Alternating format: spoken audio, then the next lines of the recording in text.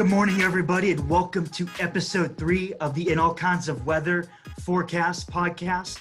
My name is Dustin Smith, and I am back after a one-episode absence. Speaking of which, Casey Hampton isn't able to join us due to an increasingly busy work schedule at Georgia Tech, but we hope he'll be back for our next episode. We do have on board for tonight's episode In All Kinds of Weather founder and lead writer Neil Schumann. How's everything going, Neil? Doing well, man. Good to be back on the airways with you. We've been out for a while. Folks, we do apologize for the long layoff, but since we were off for so long, we figure it's only right that we return with a bang. And we're pretty confident we're about to do that. Not only do we have a special guest booked tonight, but we've got not one, but two former Florida Gator first-team All-Americans lined up on future shows. So, yeah, Wow is right, Dustin. I didn't even tell you about that, so I just broke news to you too. So, listen to what we've got planned for you tonight, but definitely stay tuned for that as well. You know, it's definitely good to be back with a bang. I know that it's been at least a few weeks since we've done an episode. We are very pleased to bring on a former player from an opponent. Some would consider this school to be an up-and-coming rival. This guy had a bit of history antagonizing the Gators. He was a linebacker on the 2018 Kentucky team that broke the streak against Florida in the Swamp. What a calamitous game for Gator fans. And this guy is celebrated by going full-on stone cold Steve Austin in front of the cameras. More relevant to our discussion tonight, he is the guy that made waves for apparently twisting Florida quarterback's Kyle Trask's ankle in last year's Kentucky game. If you still haven't figured out who this person is, you're about to do so. We've got the one and only Kash Daniel on our show tonight. Kash, welcome to the show. Hey, man. Thank you guys for having me on, man. I'm excited. It's so good to have you on, Kash. I know that you're essentially stepping into enemy territory. So with that, I just want to say that, you know, it definitely takes guts to come on this show. Mm-hmm. I know you and Neil have gone back and forth on Twitter. He's gone after you pretty savagely, but we're all about civility today. Yeah, Kash, welcome to our show. We're definitely glad you agreed to do this. To echo what Dustin had to say, say what you will about someone, but I do gain a lot of respect for people who are not only willing to face the music for past actions, but to do so in the lion's den, so to speak. I mean, you've been interviewed by Kentucky media, which is like a home field advantage for you. And you've done interviews with the SEC Network and Saturday Down South, and those are kind of neutral fields. But as far as I'm aware, this is your first interview with a rival team's media. Is that right? Absolutely. I don't think we would have been allowed to do this, in school or anything like that. So, this is definitely, as Dustin said, entering enemy territory. But, man, the way I look at it is, I've been in enemy territory my whole life, no matter where I go. All right, so it sounds like you're well prepared here. So we're going to get into the main topic momentarily. We all know what it is. It's no secret that Dustin and I were both pretty irritated with what Kash did to Kyle Trask. Yeah, the whole state of Florida was. Yeah, well, as Terrell Owens once said, that's my quarterback. And yeah. I've been very vocal about my displeasure of that incident, but this is a gesture of goodwill. So we're always very appreciative when guests are willing to come on, be it a Florida Gator, be it a Kentucky Wildcat, or anyone else. So our rule, as always, is we keep it respectful, but we keep it real. So just want to establish that before we get going. With that said, Dustin, you are the host, so you get to kick us off by asking the first real question of the night. Let's get on it. Awesome. Thanks, Neil. So I thought we'd lead off the show with establishing some of the goodwill that you talked about before. So, Kash, we'll warm up with something a little easy as we work into our way into some of the hard stuff. So this is something that we can't have you on and not ask you about. You were on that Kentucky team that broke a 31-game losing streak to the Florida Gators. How much did breaking that streak mean to you, and where does the game rank among all your memories at Kentucky? Man, that night and that game was, it was something that, it felt – as soon as we got to the stadium, it just felt different.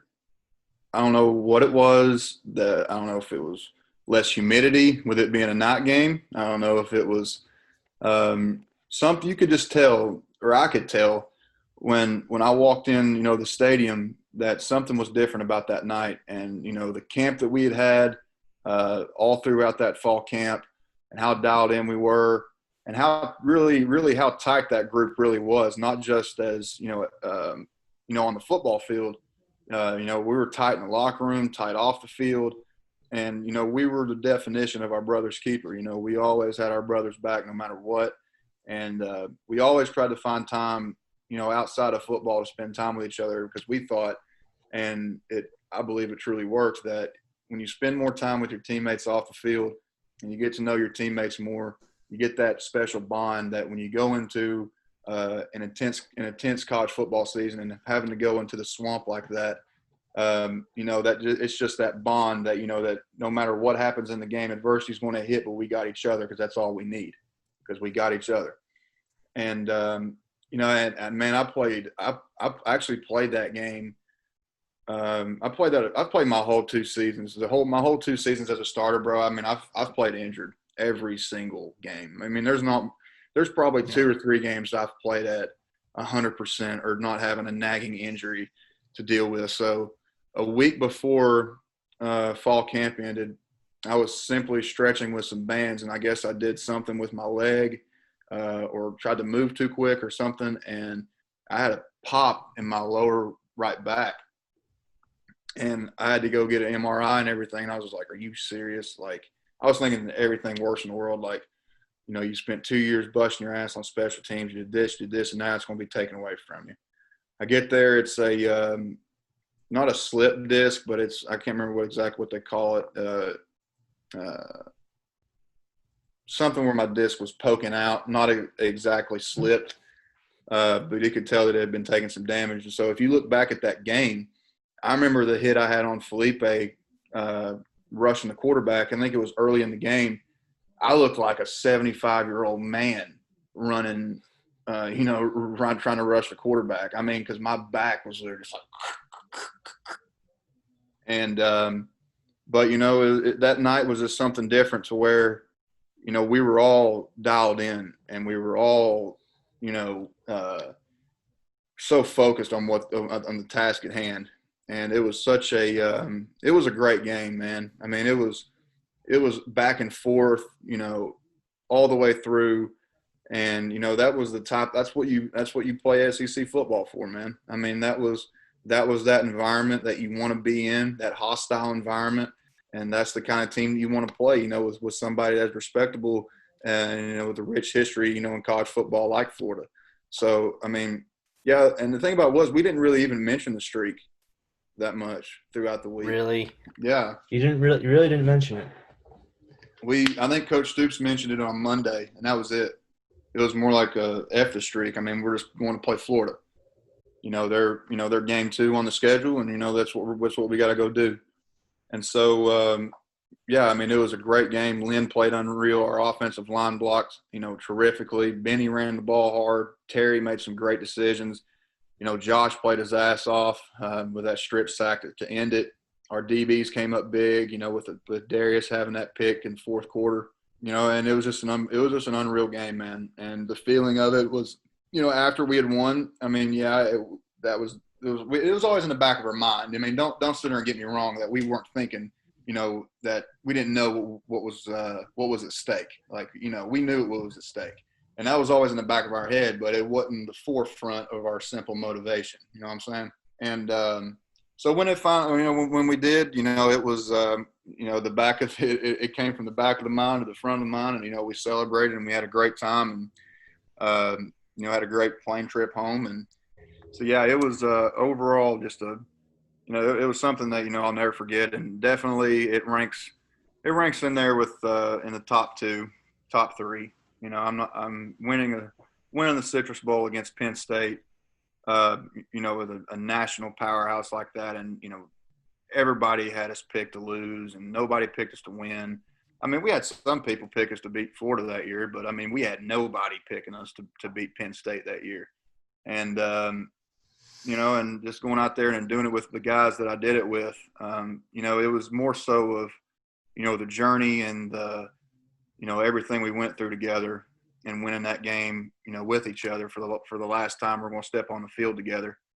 You know, that was something special. And you know, if you look back, there's in one of my Hot Man videos is basically what I'm known for. You know, I always talk from my heart, you know, no matter, nothing's ever scripted, you know, when I'm out there talking to my teammates or anything like that. And I was like, hey, after this 60 minutes is up, man, I said, it's over. I said, these guys, like, this team ain't going to be the same. Guys are going different places. So whatever you got to do, you know, battle for your brother right here. And, you know, we went out and we played an unreal game, and finally got Coach Stoops that bowl victory, and it felt really good. So real quick, though, tell us about the Stone Cold Steve Austin celebration. I know a lot of Florida fans got pissed off about that, but let me tell you this, it was a lot better than my original idea. Yeah. Which was? What did you want to do? My original idea was to Baker Mayfield y'all and go out there and stomp that flag right in the middle of the Gator head. But I was like, you know what? That would literally cause a riot, and I just want to get back to Kentucky and party. Like, I don't want to. And plus, that was Baker's thing, you know, and didn't want to be no copycat. But yeah, you know, the Stone Cold celebration, man. It was. I'm just a big wrestling fan growing up, man, and you know I was when I started watching wrestling, it was toward the end of the Attitude Era, you know, with Stone Cold and The Rock and DX and all that stuff. And, you know, just in that time period, and I would go back and watch, you know, from the 90s, from 95 to 99. And, you know, just the attitude, you know, that Stone Cold had. And I tried to implement that as a player, you know, just as something to get me going, you know, something that, you know, that I can, you know, use on that field in my mind to just say, hey, you are the baddest mother effer out here, you know, and this, like, and things like that. Because, like, I mean, I'm weird, man, when it comes to football and mentalities. I mean, we'll get into that, obviously. But, you know, I mean, I always took it to a point to where I just wanted to be – the more intense I was, and the more, you know, battle-focused I was, like he was, coming out there and not taking no shit from nobody, and you know, doing his own thing, man. And I mean, that was just something that, you know, that invited me into that kind of world. And you know, he always had the celebration of just smacking the beers together and putting them up. And I mean, that's just badass in general. I mean, nobody else out there doing that stuff. I mean, and it was a celebration to where it was. You can only celebrate like that if you're not Stone Cold Steve Austin, if you have something like a milestone achievement. And I think that was literally the only celebration that I could do, and at that time, for how big that game was. And in my mind, I was like, you know what, man? I was like, I might not ever have another big win like this. So I grabbed my guy Jacob, my video guy. I was like, stand next to him, and we got something. And then because we've been talking about it, because he was a wrestling fan too. And he saw me grab the 2 Gatorades, and I think he kind of knew it was coming. But, yeah. And, so you did kind of plan it. It was somewhat premeditated. Well, it was like I think they came – it was the play that Josh had to strip. So I came off the field. We were in our dime package. So they brought me out and another linebacker and put 2 DBs in. And as we were coming off there, I was like, shit, we're going to win this game. And then that's what it decided. So, yeah, it wasn't like I had to, like, get him next to me, like, hey, be ready. But it was like, it wasn't like a whole game type deal. It was like literally within like a minute and a half tops. Well, I would say that qualifies as a milestone. You know, 31 straight losses to Florida, and then you go to the Swamp and you beat them in Gainesville. I would say that definitely qualifies. Okay, so I think now everyone's got a good feel for who you are. So that said, I'm not going to keep you guys listening in suspense anymore. Enough stalling, enough pussyfooting around it. Let's get into the main reason why you're here tonight. So you broke that 31-year reign of tyranny that Florida had in that series, and now Florida's coming to Lexington looking to start a new streak while you guys are looking to run off 2 in a row.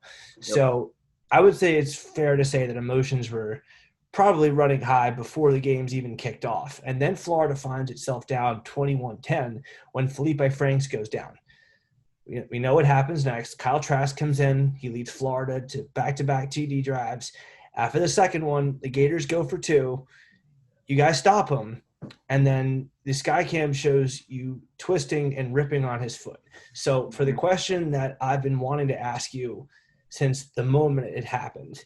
Well, 2 questions. 1, what were you thinking? And 2, why would you think that's an acceptable thing to do? 1, I wasn't thinking. If I was thinking, it definitely wouldn't have happened. I would have got up and played the next play. So right there in itself, it was just it was bonehead as it can get, man. I mean, nobody can sit there unless you're just an evil human being and actually think that that's okay. I mean, I just lost it. It just, like you said, we were up 21-10, and it was so emotional that week. And I think I put it more on myself than the whole team's pressure was. I think I put more pressure on myself than let's say pressure on the team. Just because, man, like I was the returning, leader of that defense from that 2018 team. We had guys like Josh Allen and, so many other dudes go to the NFL, and, now, they were looking at me, to step in and be that dude, so throughout the whole summer process, and you can ask my coaches about this too. Like we played Toledo week 1, and I played like shit. And I called Coach Summerall freaking out about Florida 2 weeks later. I was like, we can't play like this. Like, I can't play like this, and that. And he had to calm me down for 2 hours. I couldn't even go out to the bar and celebrate after because I was, talking 2 hours with him, freaking out about Florida 2 weeks later. Next week comes Eastern Michigan. I have a pretty decent game. I have my first career interception. And I still think we don't play good enough. And I still think I don't play good enough. And I'm just putting this more pressure and to where I'm having to talk with him about an opponent that's not even here yet. And so then I go do the SEC Nation thing with Tim Tebow. We go fishing or whatnot. And, that's just, really cool and stuff. I looked up to Tim Tebow as a kid. I read his book. I wore my high school number after him. We're both left-handed, play quarterback, and really liked the weight room. We weren't, he wasn't a typical quarterback in high school, size-wise and everything like that, and I wasn't either.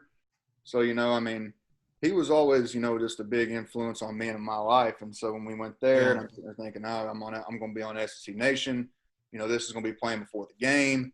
This and that. I got all these eyes on me, and so I got all this hype built up around me from SEC media days and this and that, and me drinking my own Kool-Aid. And, now it's like, hey, mother effer, it's time to nut up or shut up here.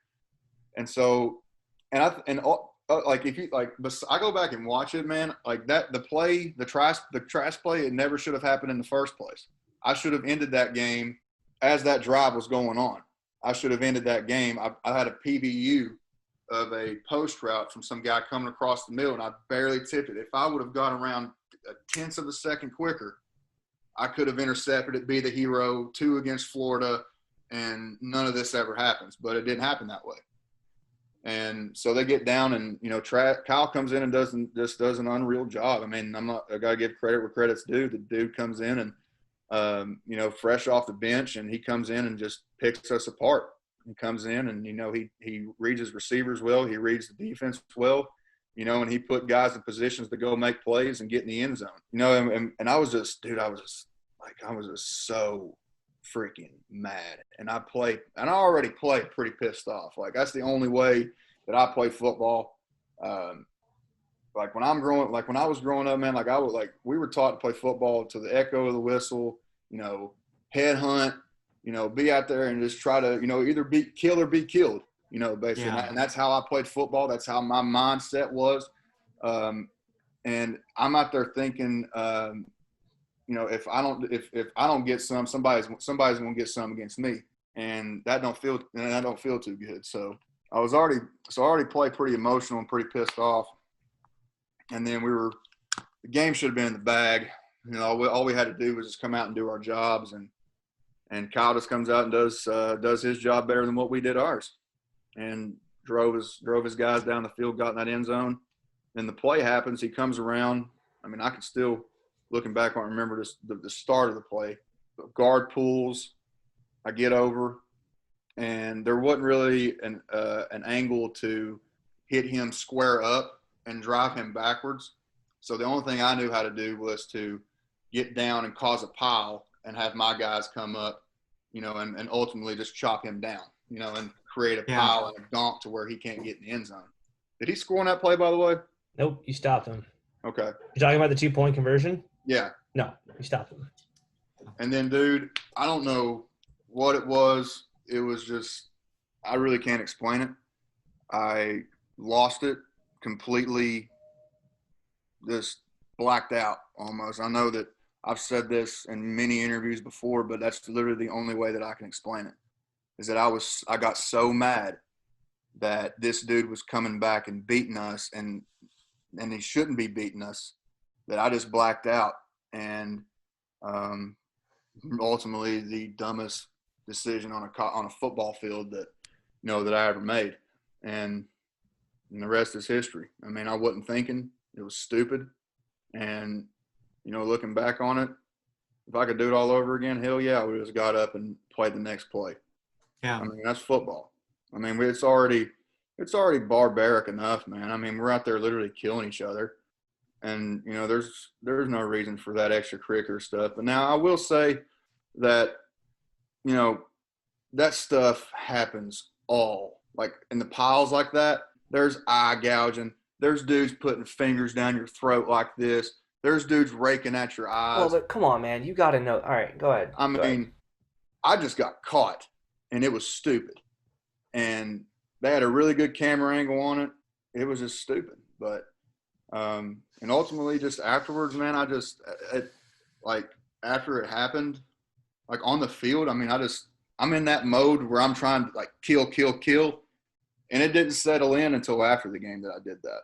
It really didn't hit me until I got back to my apartment. Okay, so I've got two major problems with what you just said. One, and you're absolutely right about this, that there is some terrible stuff that happens in pileups. I get it. I know firsthand. I played in high school a little bit.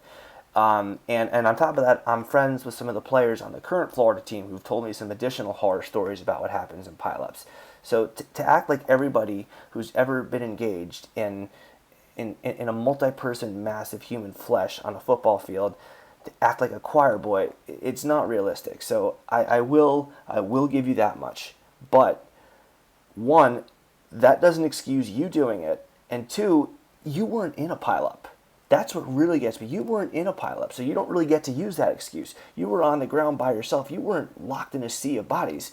You were all by yourself on the ground. I mean, like, I just watched the tape right before we started this podcast just to make absolutely sure that I knew what I was seeing. You were lying face down. You got to your knees, and then as you got from your knees up to your feet, you used the momentum that you were building to rise up, to yank and twist on his foot. So to me, everybody does it is not only not a good excuse, but it doesn't even seem like it's valid in your case because it doesn't apply to you. Like I said, man, the whole situation, I wasn't thinking. And, yeah, I mean, if you're going to talk about piles and everything, yeah, stuff does happen in piles. And we've already hit on that. And the horror stories that come with it. But, I mean, honest to God, just looking back, and I've watched it, went back and I've watched it plenty of times. I don't know, man. It was just I wish I had an answer. Like, I really, really do wish I had like a stone point answer of that. But I literally just was not thinking at the time, and it was just literally the stupidest thing I could have done at that point. I could have really, really, really hurt my team even if we wanted to have a chance to come back at that point. How about our team? How about Trask? I also hurt. I was getting to that, and I also just tried to hurt a dude.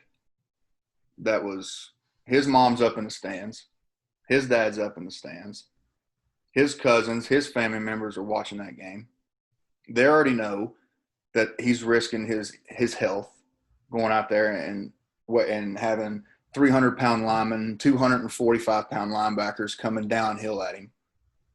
And literally, it was stupid, man. Like it was the dumbest, most bonehead thing that I've ever done on a football field, and I literally regret it every day. Like there's not a day that I don't go by and I don't regret it. And now maybe one of your questions may be, well, why didn't you say anything after the game? Why didn't you apologize after the game? Why didn't you do this and do that? Because I'm a selfish player for my team, man. I didn't want to get suspended for next game. You admit that, point blank. I mean, like those are my dudes, and I was that leader to be out there on that field. And it may not be an answer that everybody likes, but I wasn't going to sit out my senior year on a game that if I don't have to. Now, me and Coach Stoops talked. I had a meeting with Mitch Barnhart. I had a meeting with our associate athletic director and our school president. And we sat down and we talked about and how it was embarrassing and how I embarrassed the university and how I embarrassed – and my own fans even hated me for it. And my own family would even say, like, what – like my granddad called me, and he was literally the biggest influence in my life, you know, and he was just like, what were you doing? Like, we didn't raise you to be like that.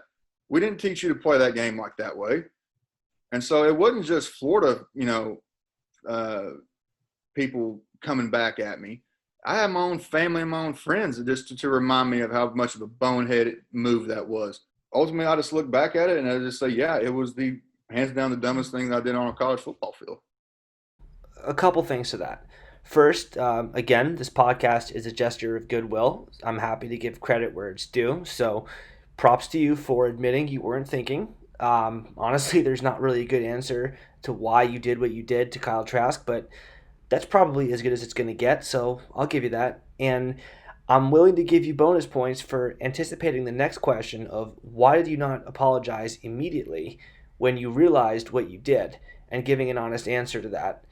And you know, you said because you didn't want to get suspended. Those are your dudes. This is your senior year.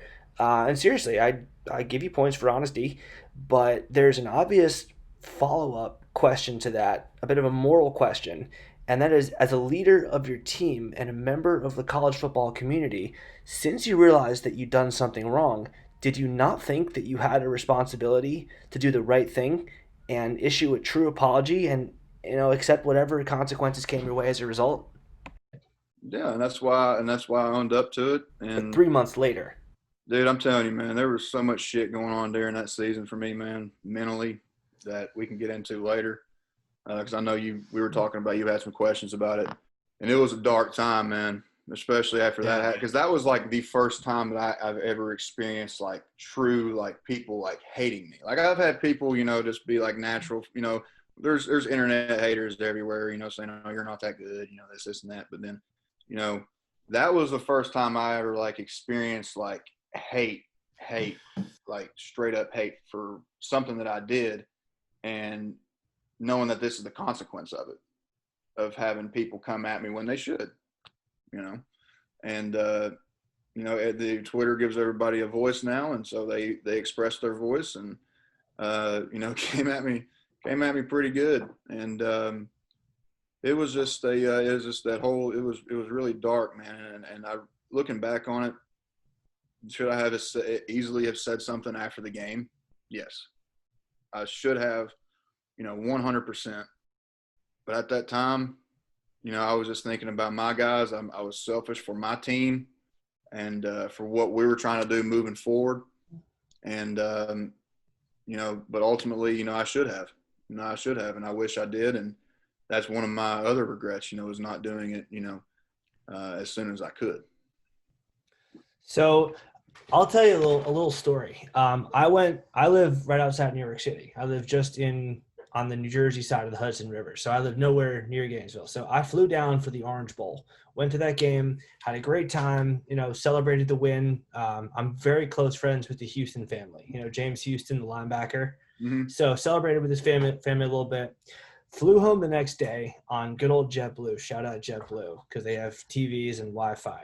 So I watched the Belk Bowl on a TV on the plane. So right after that Belk Bowl, I saw you getting interviewed, and I saw that you went out of your way to say, shout out Kyle Trask. Shout out, I apologize from the bottom of my heart. I jumped up like out of my seat because I was so stunned by it. So you took me by that much of surprised, and Dustin knows me pretty well. He'll tell you I don't get surprised by very much. Dustin, you can back me up on that, right? Yeah, you're pretty hard on, man. Yeah, nothing really phases me. So that stunned me a bit, and I appreciated that. But again, as you mentioned, that was the first point in time in which you would not have to face any sort of consequences for it, because that was right after your career had ended. So you couldn't really be punished. And honestly, God, I really wasn't thinking like in that aspect, like that wasn't a thought process of I'm not going to have to do or really though have some sort of punishment for it. That wasn't really that. I swear, dude, like that wasn't really. That has nothing to do with it. Like what made you in that moment in the middle of an interview talking about a football game made you bring that up? I mean, obviously it's good that you brought it up, but what made it happen in that moment? Why wasn't it done maybe in a different manner? Well, it was the, you know, we were having, it was my last game, obviously, that they knew. Yeah. So they were asking me questions, you know, about, you know, my time at Kentucky, you know, my legacy, you know, this and that. And then I just, in the back of my mind, and I was just like saying, hey, this is an opportunity for you on a big stage like SEC Network. It's not Kentucky media. It's not Saturday Down South. It's not. It's the only bowl game at that point going on until like 6 hours later. So obviously, right. Like there's not just Florida fans and Kentucky fans, and there's people all over the world watching it. Yeah, you're right. So I literally just wanted for people to know that, like, on the biggest stage of it all, I could have went to Twitter, you know, and typed out some, you know, apology, you know, that my PR lady could have helped me with, you know, or some crazy that we see a lot of times now. You know, and it was just, like I say, like I never, even with the media and stuff like that, like I literally I don't have a script. I don't have something written down here. Like literally whatever comes to the top of my head at that time, you know, I'm going to say it. It was just at that point where it made me reflect. Like they were asking me about those questions, and it was so emotional. I was, you know, already crying because I knew that was the last time that I was ever going to be able to put a Kentucky jersey on. And for me being from Kentucky, man, I mean, that alone meant the freaking world. Yeah. You don't have, like, that was the highest of representing your state in Kentucky you can get. We don't have a professional sports team. Like Kentucky, the Kentucky football is as big as it can get for somebody for being from the state. And so it made me just, you know, look back, like literally in an instant, it's just like a flash before my eyes, you know, type thing. And, you know, something that has been on my heart the whole season. It's just been on my heart and on my mind. I even texted Kyle before that. Kyle Trask. Yeah. I got his phone number from, I reached out to Mitch Barnhart. Barnhart then reached out to Scott Strickland, who has Paintsville ties, by the way, who got me Kyle's number. And I sent him a text in a way that I wanted to apologize to him face-to-face on a FaceTime, just like we're doing right now, or a phone call or something. I don't, like, if you're going to break up with a girl, do it in the face. Don't text somebody. If you're going to apologize to somebody, be a man about it. Don't type it out. Let them hear from your face and your voice that you really are sorry. And so I was like, hey, I'm wanting to apologize to you. So this is on Tuesday, December 10th at 9:26 p.m.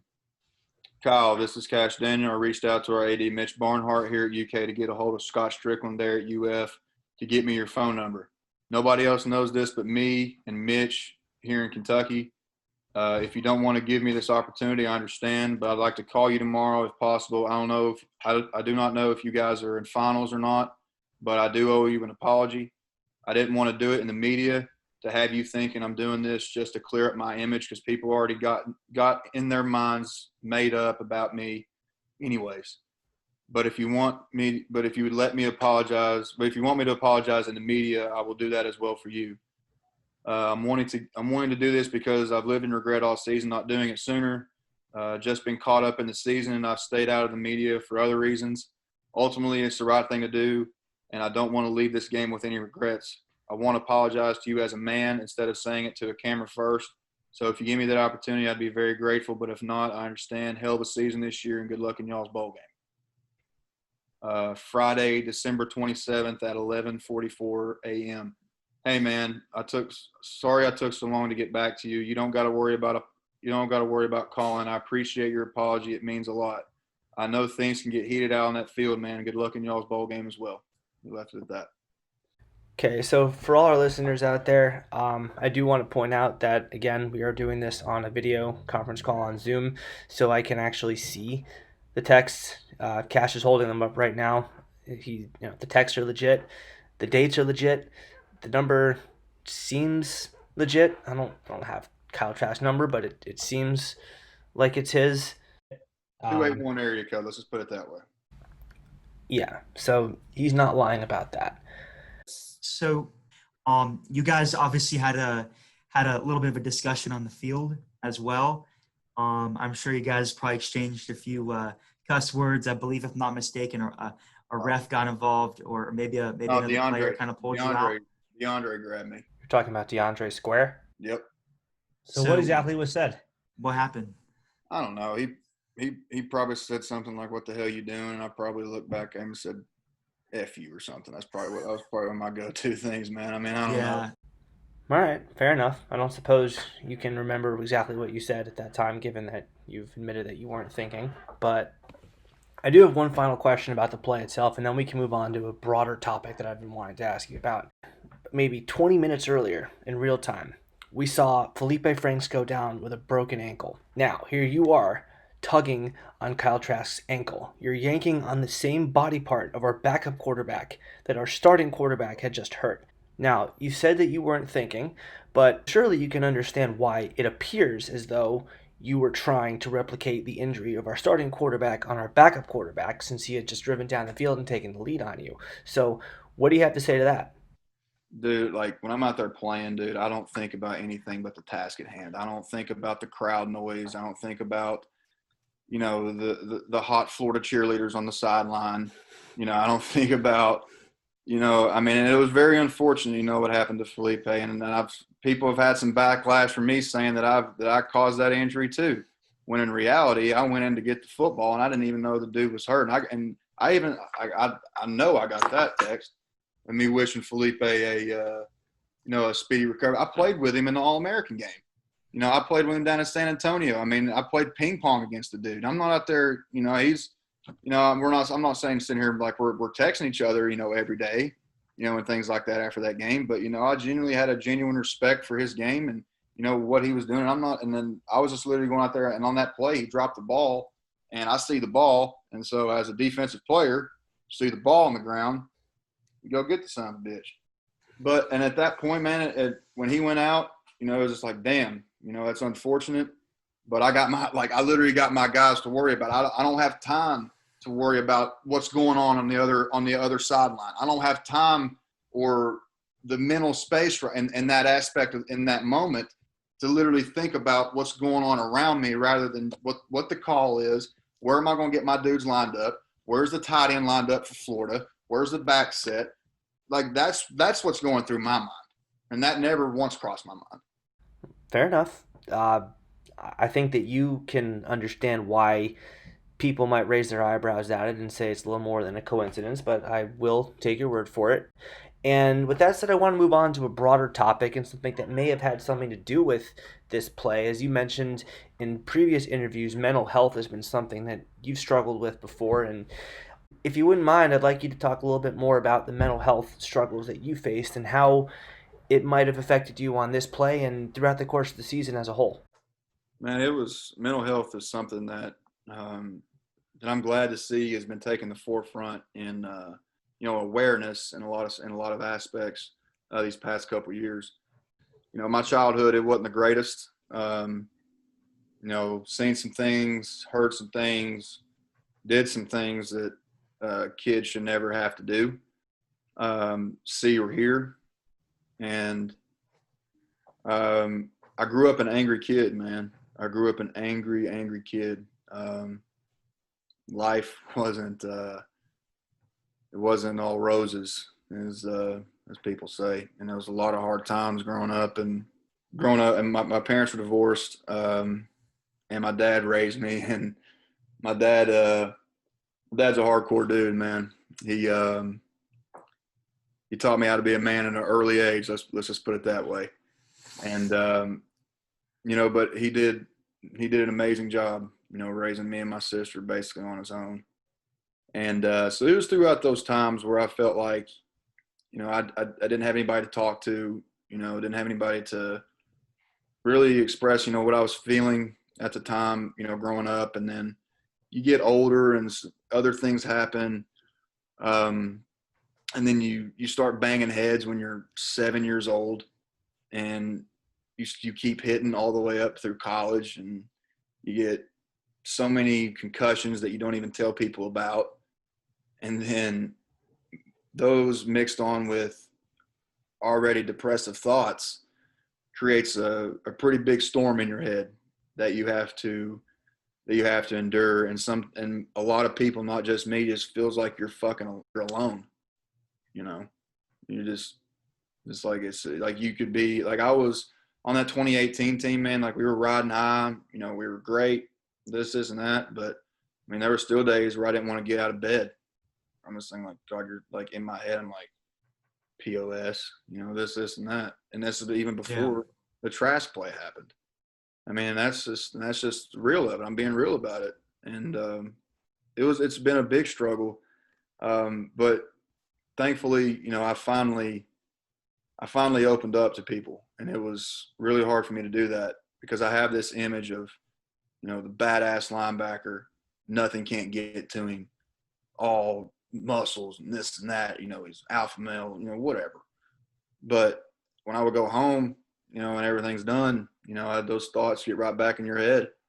And it's just a struggling deal where I have depression and anxiety. And it's just been, it's a whirlwind, man, to deal with. And so many people struggle with it day in and day out. And the day that I finally opened up about it, was when I was starting to feel better, here and there. And it's all just about talking to somebody, man. Just getting what's on your mind and what's on your heart out there, and don't bottle it up. And the way that one of my mentors that I would talk to with, he would explain, it's like, dude, you're like a shook up pop can. And instead of you letting it out spew by spew by spew, you build up everything to where it can't hold no more, and it just pops its top and you lose your shit, And, but like football, I never had a depressed, thought during football, or anything like that. Like my depression turned into anger, really, when I stepped onto the football field. Like, I got all this shit that's in my head that may have happened to me that I didn't go my way throughout the course of, that month or that week. And football was my outlet. One of my outlets, just in the position I played, allowed me to go out there and take it out on somebody within legal boundaries. And, and after that happened, the incident happened, and we were in the hotel the next week, and they were playing. Was you guys play Vandy after us that year? Tennessee. Who? Tennessee? Tennessee. Was it at Florida? Yeah, it was in the swamp. Yeah. Okay. Was it raining that game? Not really. I think it was a little overcast. Overcast. Okay, because that's just what I remember watching on TV. And they were bringing in Kyle, and the ESPN was people that were talking about him, seeing him warm up.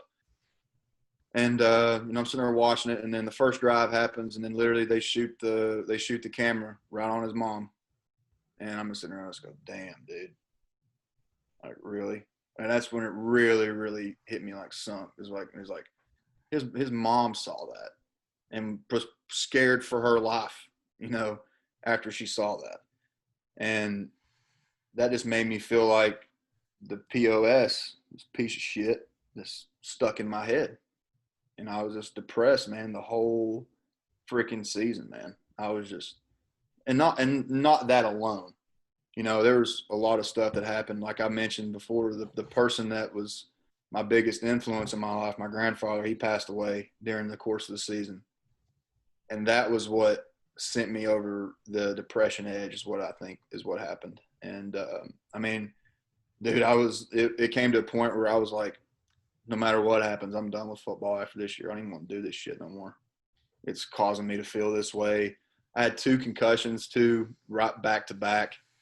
Got the first one against South Carolina, sat out against Missouri, came back too early against Georgia and got my bell rung again, man. And with those 2 back to back, and then already having depressive thoughts, and it's just a recipe for disaster, you know, in your head. And it took me a long, long time, man, to find happiness and joy again. And a big part of that was not just so much happy and joy, but a lot of weight that was on my heart and on my shoulders that got, you know, taken off, was when Kyle texted me back.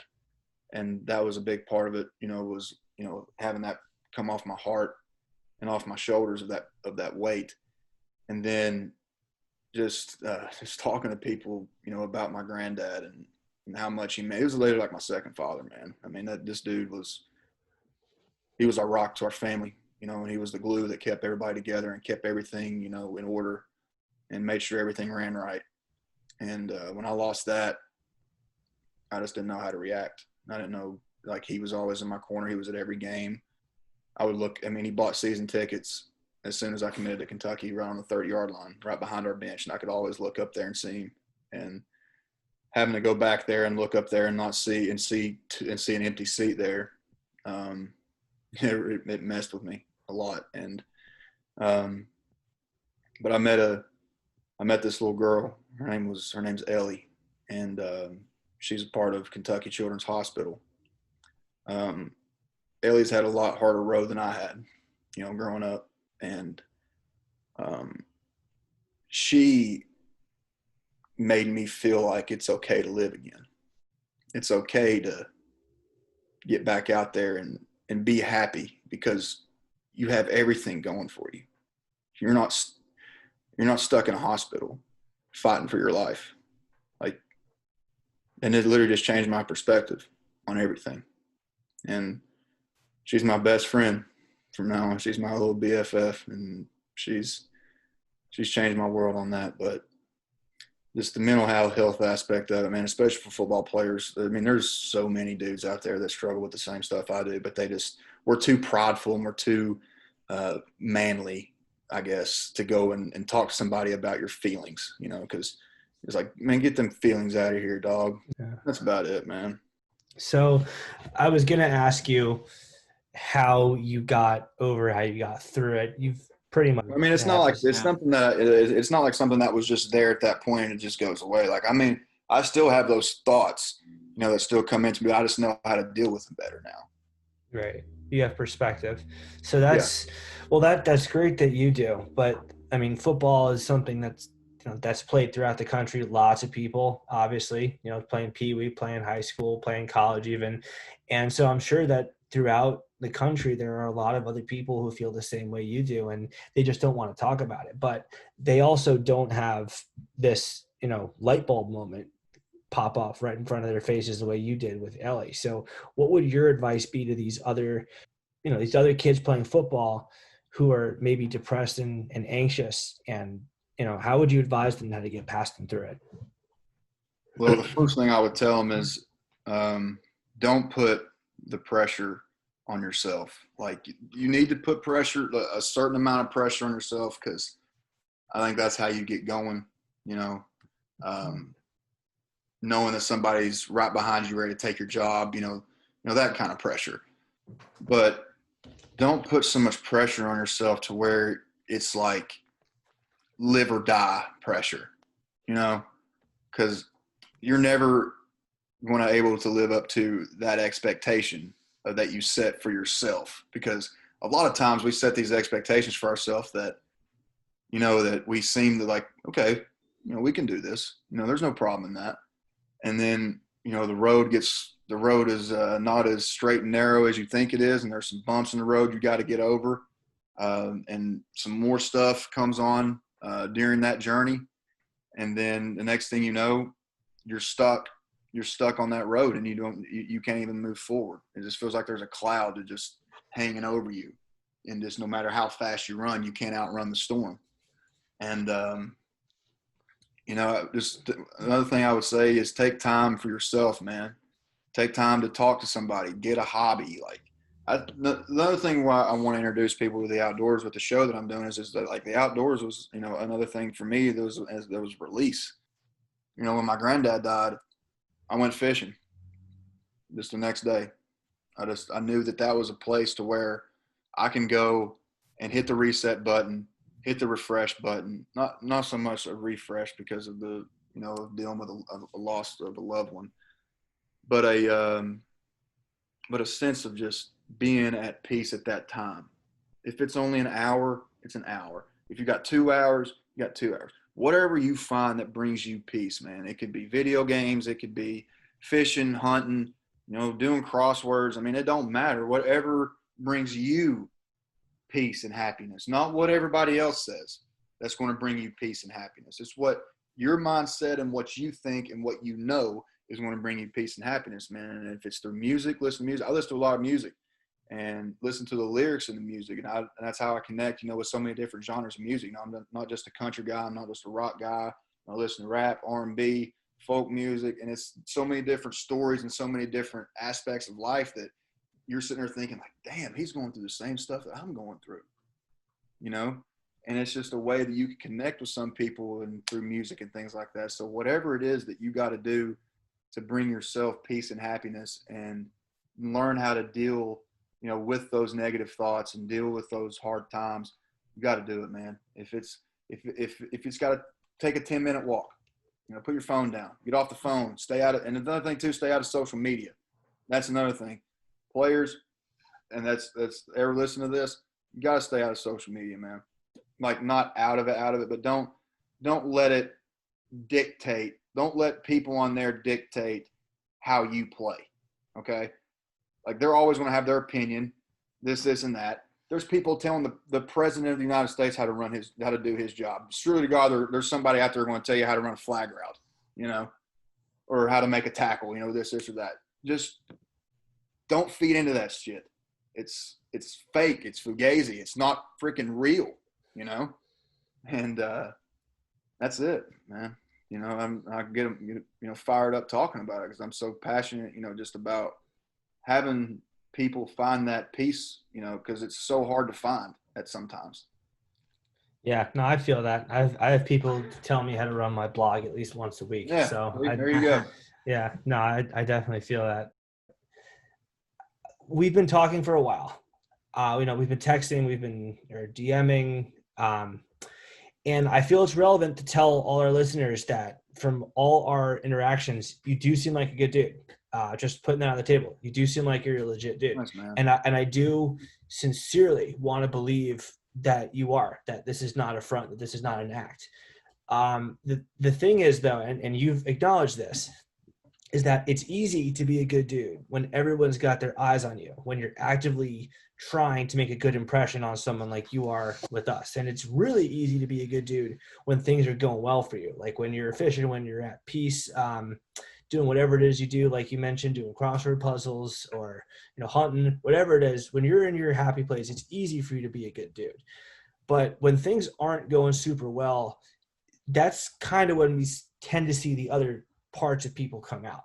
Now, as we mentioned several times, we'll mention it again. I think we both know some Florida fans are not going to change their minds on you regardless. That's just the way it is. You've acknowledged that, you've made peace with that. So I won't ask Florida fans or any college football fans general to change their opinions of you, because that kind of feels spoon-fed. Everybody's got a right to their own opinion, man. Yeah, it's not going to do anything. So what I will ask you to elaborate on and tell me a little bit about in more detail is, you mentioned Ellie. You mentioned what you do to find yourself and more peace.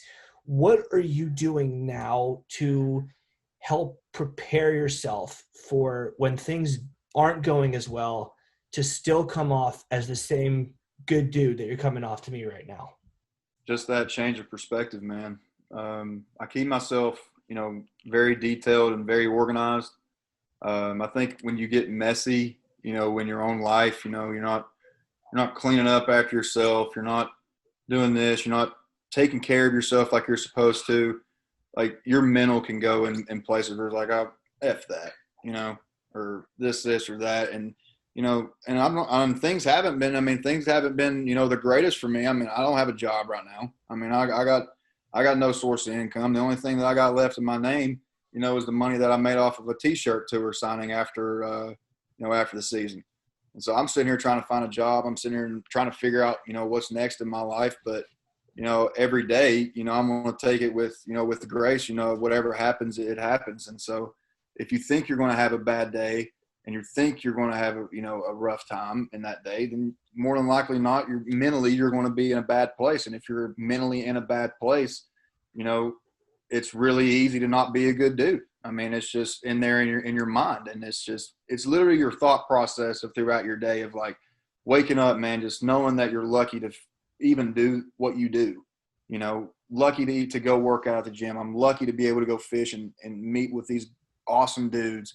And there's so many other people that, that have it 10 times worse than I do, and so it's very, like you said, it's very easy, to be a great guy when things are going for you. It's very easy to come off to the public, as a good guy. But the guy that you're literally talking to right here is the same guy that, that my roommate knows. It's the same guy, that my teammates know. It's the guy that, everybody that's involved in my life as friends, are people that genuinely do know me. This is me, and I'm not going to sit here and say that I've not had my moments, where I get pretty pissed off, because I can get pissed off pretty easy. But I've gotten better at letting the spew out rather than just the bottle cap coming off and all the emotions pour out, because when you have stuff like that pouring up, you say shit you don't mean, your emotion takes over and you say stuff out of emotion without even thinking about it, or you have a body language that just literally is just repulsive and you're just walking around with this pissed off face all the time. It's like, man, bro, it's a Thursday and you're at Speedway. What you mad about? So, I mean, it's all perspective and how you attack each day. So for me, man, it's just, I just try to live like every day, just try to be, like I told you before, man, just try to be a better dude than what I was the next day.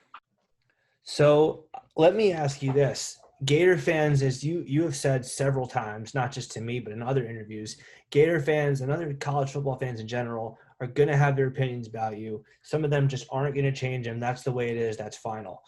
If that's the way it is, though, you're not going to change their opinion. But is there anything that you would like them to know about you that they currently don't? I'm not that dude, man. Like that dude that you see on the field. I mean, that's literally a whole nother mindset.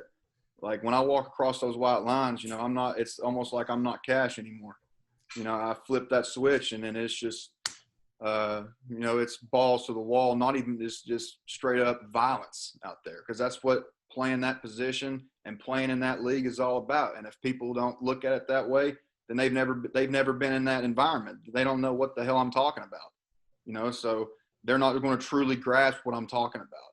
And so, I mean, like I said, they're going to have their opinions and there's nothing that I can do to change that, but it is what it is at that point. I mean, it's something I'm going to live with for the rest of my life, obviously, and regret, but I got to move on in my life. I can't let this be my defining factor. And it's not my defining factor of who I am as a person. That's just some bonehead incident that happened on the football field.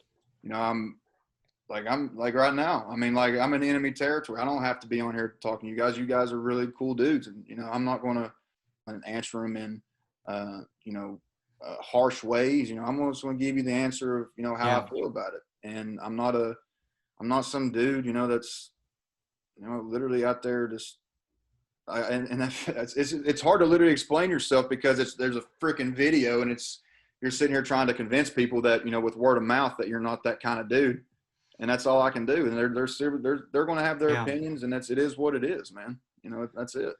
So Cash, when you and Neil first had conversation, it was in response to I'm not sure why you did it, but you ended up posting a meme, an Aaron Hernandez meme, right? Come on, dude. You guys, like, Wait. Me? Come on. come on, man. Like, the dude's a murderer. Right. No. So we're not. Here's the thing. We're not defending what he did at No. all. Yeah. At No, all. of course And not. it wasn't like, and the thing about it is, like, I have a. You guys watch stand-up comedy? Like, who's your favorite stand-up comedian? I'm a Tosh Point oh guy. Tosh Point oh. See, I'm like a Dave Chappelle, Bill Burr. Oh, I love Bill Yeah. Burr. I do love Yeah, Bill yeah. Burr. Just dark humor. I mean, there's. Yeah. I mean, it was all meant to be a joke, and it wasn't a thing where I'm sitting there going like, "Oh, I may have did this, but you guys had this guy." So here's the thing: when you post the meme without a caption or any text, I mean, first of all, it's not even a good joke if you're going to go that route.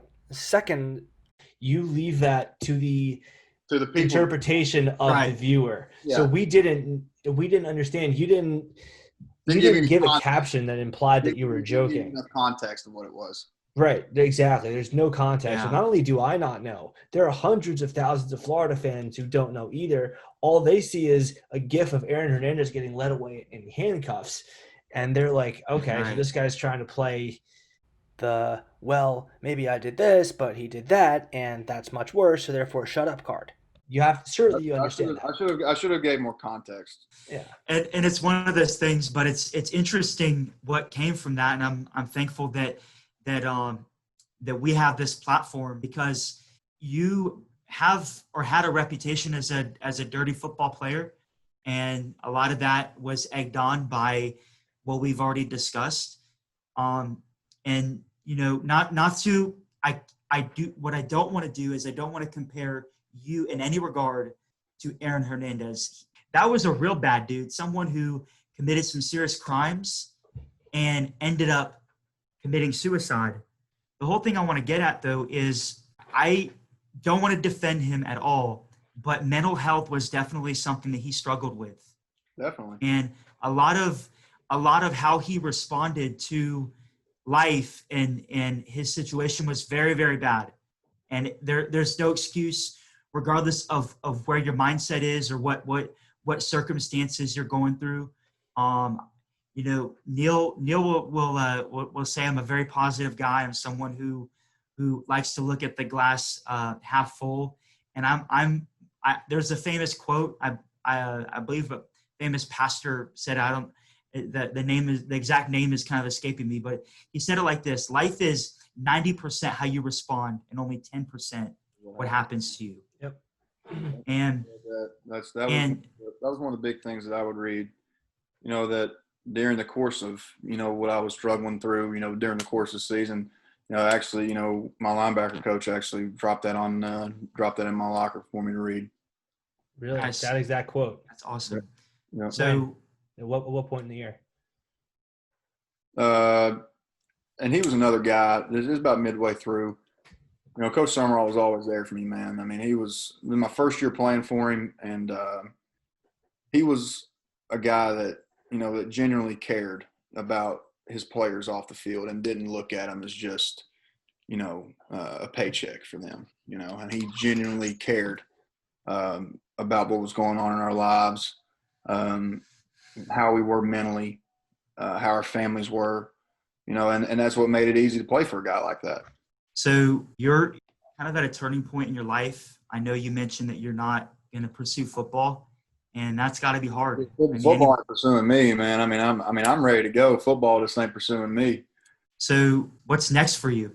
Well, before you got on here, I was telling Neil about this new series on my YouTube channel that I'm doing called Off Season. It's where I'm trying to take out former, current college or professional athletes, coaches, analysts, anybody, to either introduce them to the outdoors and fishing. And both of my guests so far that I've had some experience in the outdoors, but not a whole lot. And I took Tim Couch out yesterday.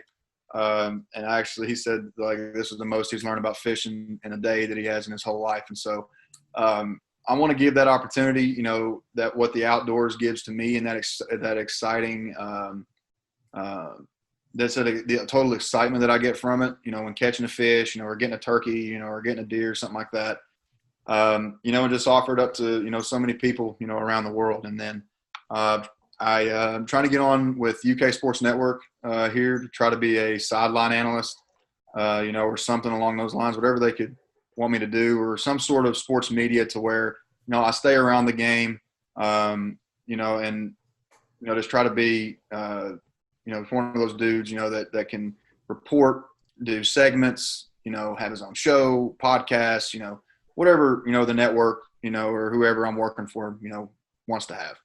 Okay, so you've got some aspirations of working in sports media. So let's pretend that you are an analyst for the SEC network, and say it's Friday before Florida, Kentucky, and you're on site and you're on air with say Dari Nokwer or Peter Burns, and one of them asks you, Kash, why don't you tell us a little bit about your thoughts on the overall state of the Florida-Kentucky series? Well, definitely ever since I think it was before we won in the Swamp in 18. The last time that Kentucky beat Florida in the 80s was 85, 86, something ridiculous like that. And the guy that made the winning play in that game, his name was Tony Mays, and he was from Paintsville, Kentucky, just like me. And he was a Paintsville High School Tiger, just like myself. And Wow.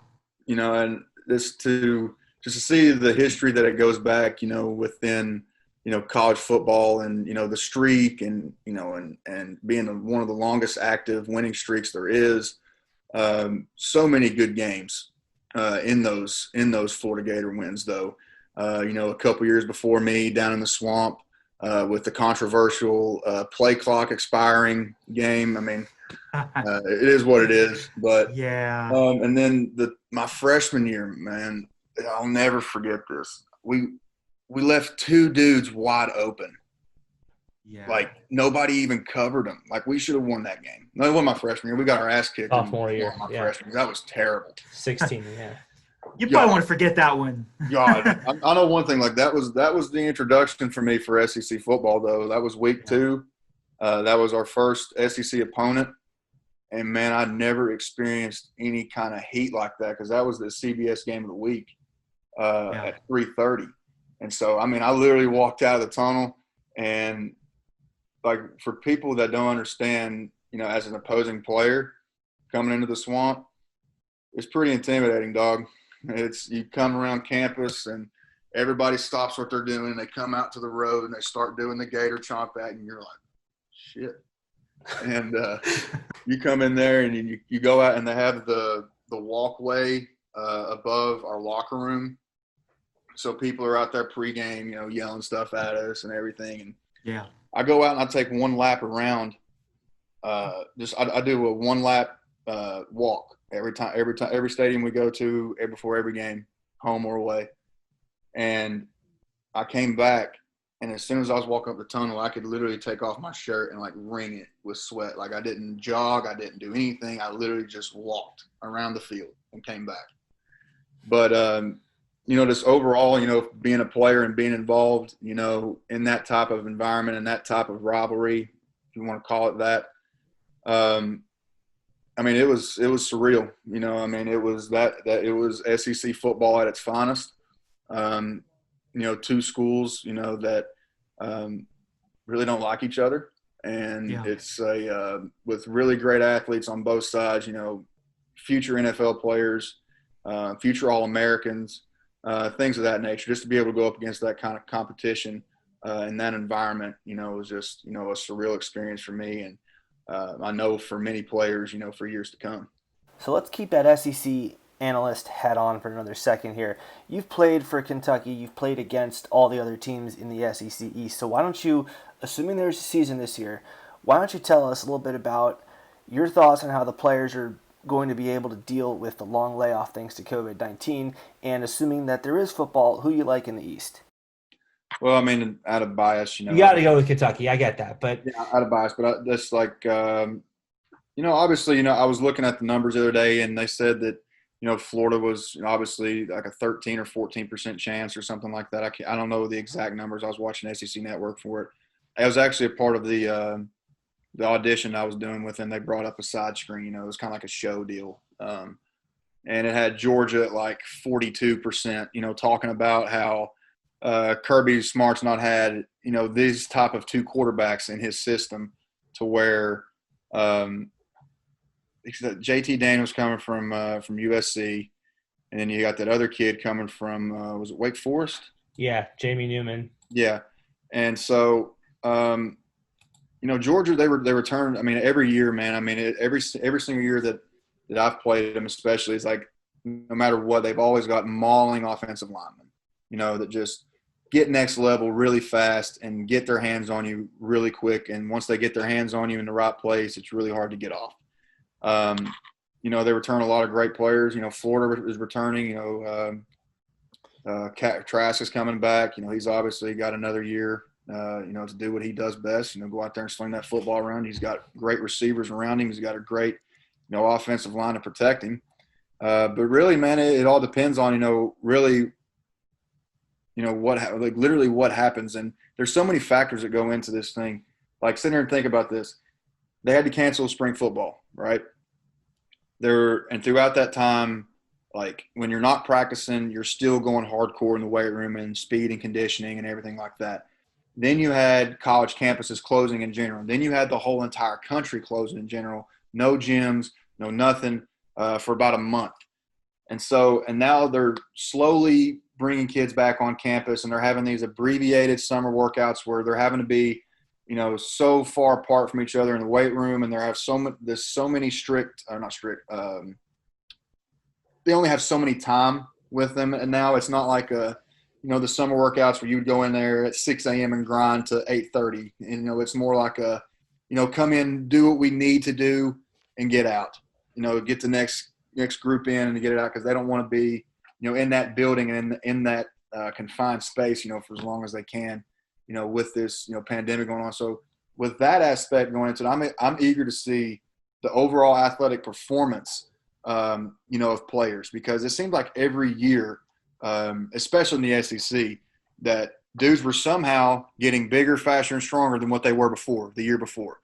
And it's literally every year it gets more scientific of certain movements and certain, diet regimens and this and that, to where, these strength and conditioning coaches can literally build a team of, legit looking monsters if they want to. And so I'm eager to see, what the restrictions on strength and conditioning has in play, and overall seeing athletic performance. And so, but, definitely my top three picks, would be up there, would be either, Florida, Georgia, and Kentucky. Out of those three, I think will be really good contenders for the East. Tennessee's coming back, with a relatively young team, but a relatively young, experienced team. And so, don't be surprised, if they make a splash in the East as well. So, as you mentioned, you're retired, so to speak, from the game of football, so you don't have to worry about this. But as a former player, how do you imagine you would be dealing with the layoff right now with COVID? And from what how are the current Kentucky players dealing with it?